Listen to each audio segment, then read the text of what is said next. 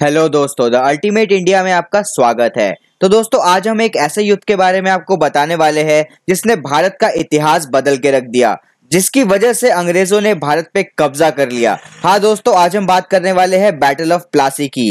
Battle of Plassey के बारे में जानने के लिए सब्सक्राइब करें हमारे चैनल को। बैटल ऑफ प्लासी बंगाल के नवाब सिराजुद्दौला और ईस्ट इंडिया कंपनी के संघर्ष का परिणाम था। इस युद्ध के अत्यंत महत्वपूर्ण तथा स्थायी परिणाम निकले। 1757 में हुआ प्लासी का युद्ध एक ऐसा युद्ध था जिसने भारत में अंग्रेजों की सत्ता की स्थापना कर दी।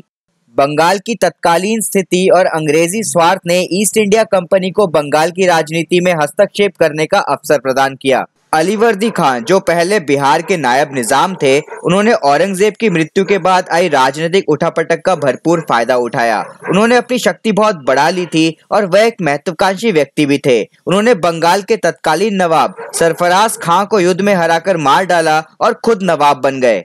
अलीवर्दी खान की अपनी कोई संतान नहीं थी, तो उनके मृत्यु के बाद अगला नवाब कौन होगा, इसके लिए कुछ लोगों में उत्तराधिकारी के लिए षड्यंत्र शुरू होने लगा।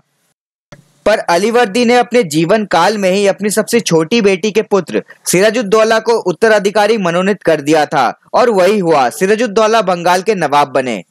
सिराजुद्दौला भले ही नवाब बन गए, पर उनको कई विरोधियों का सामना करना पड़ा। उनकी सबसे बड़ी विरोधी उनके परिवार से ही थी, वो थी उनकी मौसी। उनकी मौसी का नाम था घसीटी बेगम और घसीटी बेगम के पुत्र शौकतगंज बिहार के बादशाह थे। घसीटी बेगम बिहार के साथ साथ बंगाल पे भी कब्जा करना चाहती थी, इसलिए उन्होंने सिराजुद्दौला पे हमला करने का प्लान बनाया, मगर सिराजुद्दौला पहले से ही सावधान थे। सबसे पहले सिराजुद्दौला ने घसीटी बेगम को कैद कर लिया और फिर उसका सारा धन जब्त कर लिया। इससे बिहार के बादशाह शौकतगंज भयभीत हो गए और उन्होंने सिराजुद्दौला के वफादार रहने का वचन दिया। पर सिराजुद्दौला ने बाद में शौकतगंज को युद्ध में हराकर मार डाला। इधर ईस्ट इंडिया कंपनी अपनी स्थिति मजबूत कर चुकी थी। दक्षिण में फ्रांसीसियों को हराकर अंग्रेजों के हौसले बुलंद थे और वो बंगाल में भी अपना वर्चस्व कायम करना चाहती थी। लेकिन अलीवर्दी खान ने पहले से ही सिराजुद्दौला को सलाह दे दिया था कि किसी भी हालत में अंग्रेजों का दखल बंगाल में नहीं होना चाहिए, इसलिए सिराजुद्दौला पहले से ही तैयार था। सिराजुद्दौला ने अंग्रेजों को उनका फोर्ट विलियम किला नष्ट करने को कहा, पर अंग्रेजों ने सिराजुद्दौला का यह आदेश ठुकरा दिया। गुस्साए नवाब ने 1756 में आक्रमण कर दिया। 20 जून 1756 में कासिम बाजार पर नवाब का अधिकार भी हो गया। उसके बाद सिराजुद्दौला ने फोर्ट विलियम पर भी कब्जा कर लिया। कलकत्ता में अंग्रेजों की बची कुची सेना को भी आत्मसमर्पण करना पड़ा। उसके बाद सिराजुद्दौला ने कलकत्ता का भार मानिकचंद के हाथों में छोड़कर अपनी राजधानी मुर्शिदाबाद लौट गए। पर दोस्तों, सिराजुद्दौला ने जाते जाते 146 अंग्रेजी ऑफिसर और उनके बीवी बच्चों को फोर्ट विलियम के काल कोठरी में कैद कर लिया था, जिसकी वजह से उन सब की मौत हो गई और अंग्रेज गुस्से में आ गए। फिर अंग्रेजों ने ये ठान लिया कि वो सिराजुद्दौला से बदला जरूर लेंगे।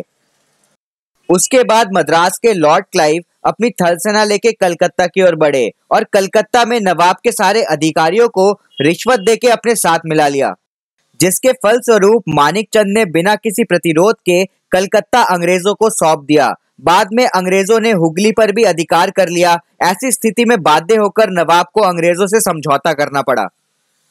9 फरवरी 1757 को क्लाइव ने नवाब के साथ एक संधि की, जिसके अनुसार मुगल सम्राट द्वारा अंग्रेजों को दी गई सारी सुविधाएं वापस ली जानी थी।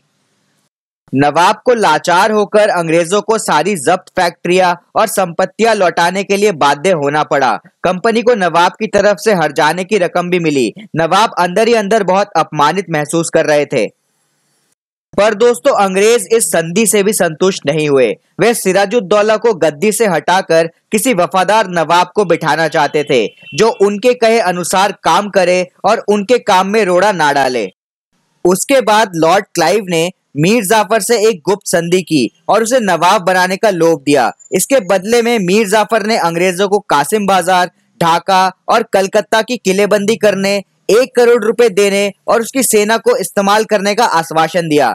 इस षड्यंत्र में जगत सेठ, राय दुर्लभ और अभिचंद भी अंग्रेजों से जुड़ गए। उसके बाद सिराजुद्दौला की स्थिति बहुत खराब हो गई। उसके सारे साथी, उसके सारे खास लोग अंग्रेजों से मिल चुके थे।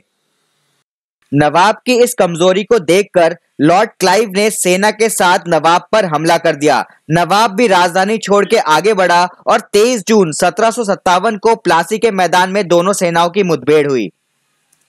यह युद्ध बस नाम मात्र का युद्ध था, क्योंकि नवाब की सेना के एक बड़े भाग ने युद्ध में हिस्सा ही नहीं लिया था। आंतरिक कमजोरी और छल कपट के बावजूद सिराजुद्दौला की सेना, जिसका नेतृत्व मीर मदन और मोहनलाल कर रहे थे, उन्होंने अंग्रेजों की सेना का डटकर सामना किया। परंतु मीर जाफर के विश्वासघात के कारण सिराजुद्दौला को हारना पड़ा। वह जान बचाकर भागा, परंतु मीर जाफर के पुत्र मीरन ने उसे पकड़वाकर मार डाला। उसके बाद मीर जाफर को क्लाइव ने बंगाल का नवाब घोषित कर दिया। उसने कंपनी और क्लाइव को बेशुमार धन दिया और संधि के अनुसार अंग्रेजों को भी कई सुविधाएं मिली। बंगाल की गद्दी पर अब एक ऐसा नवाब आ गया था जो अंग्रेजों के हाथों की कठपुतली मात्र था। प्लासी के युद्ध ने बंगाल की राजनीति पर अंग्रेजों का नियंत्रण कायम कर दिया था। अंग्रेज अब व्यापारी से राजशक्ति बन गए थे। इनका नैतिक परिणाम भारतीयों पर बहुत बुरा पड़ा। एक व्यापारी कंपनी ने भारत आकर यहाँ से सबसे अमीर प्रांत के सूबेदार को अपमानित करके गद्दी से हटा दिया और मुगल सम्राट तमाशा देखते रह गए। इसके बाद अंग्रेजों ने बंगाल को लूटना शुरू किया। इसी युद्ध से प्रेरणा लेकर क्लाइव ने आगे बंगाल में अंग्रेजी सत्ता स्थापित कर ली। फिर इसके बाद धीरे धीरे अंग्रेजों ने पूरे भारत पे अपना राज कायम कर लिया। तो दोस्तों, सिराजुद्दौला और बैटल ऑफ प्लासी की कहानी आपको कैसी लगी, प्लीज कमेंट बॉक्स में लिखें। और ऐसी वीडियोस देखने के लिए सब्सक्राइब करें हमारे चैनल को, लाइक करें इस वीडियो को, शेयर करें इस वीडियो को और कमेंट करें इस वीडियो पे। जय हिंद दोस्तों।